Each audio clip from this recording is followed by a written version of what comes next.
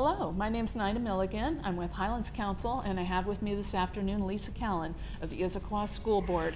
And the reason I invited Lisa to come talk with us today is that there is a potential elementary school site here in the Highlands, just west of Swedish Hospital and the new homes that are being built at Westridge South. So I wanted to ask you about that today, and really thank you for coming in. Thanks for having me. Yeah. For a little bit of background, just so people have a point of reference, this topic has been around for several months, but there have been some recent meetings. The school board met on March 23rd, and I'm going to ask you about that, and people can listen to the podcast about that meeting for details. And it has to do with you forming a resolution to pursue a purchase and sale agreement with the city of Issaquah, who owns that property. Right. The other meeting was the city of Issaquah, city council, talking about, well, if we wanted to sell that, how would we go about deciding that if we were selling it to the school district? And they spent a meeting on April 9th, which can also be heard online for further information. But back to that March 23rd meeting of the school board, what topics did you discuss in this regard about the potential elementary school in the Highlands?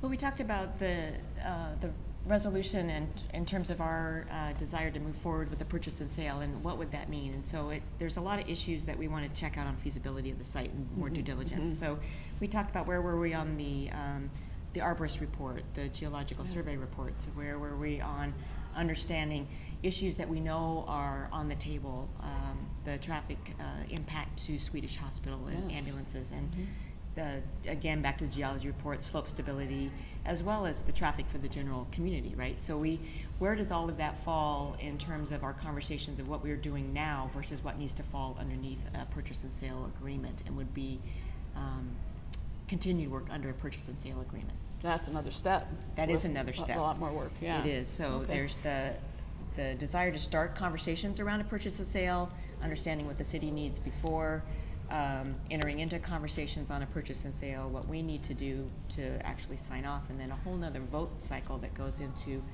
whatever is completely in the final purchase and sale agreement. So before you pursue even a potential purchase and sale agreement, what do you need to know about? What's going to come up on that March 25th agenda? The April 25th. April agenda. 25th. Yeah, April 25th Thank you, agenda. Lisa. Yeah. I think it's going to be really what are the latest updates on all of the due diligence, and then understanding if we are still comfortable enough with the progress that we're making in those areas to enter into a purchase and sale agreement and get a good sense from the city of Issaquah that they are in fact interested in selling us the property. And then from there we can spend the extra taxpayer dollars to go even deeper. But there is a line at some point where we decide, without knowing whether or not the city is interested in selling us the property, that we don't want to spend taxpayer dollars unnecessarily. Right. So we're trying to figure out where that line is and where that caution. Okay. Yeah. So you have this school, a potential school here in the Highlands. There's one that's just a couple miles to the north that was in the news, the Volpe property. And would that cover the school needs for elementary school kids in this area? Well, there's 1,000 kids in just around 1 mile radius of the Volpe property. Wow. And there's 1,200 K through 5 kids in the Highlands alone right now. Wow. So we know that we need these 2 schools. We need them by 2020. That's why we have that word expeditiously in the resolution. And we know that we're going to need a couple more schools on top of that in the next bond cycle just to get to the K3 class sizes and the optimum class school sizes of around 600 kids that we really want to get to. Yeah, that's great. Well, thank you, Lisa. This is a good background. For those who are interested, they can find out more.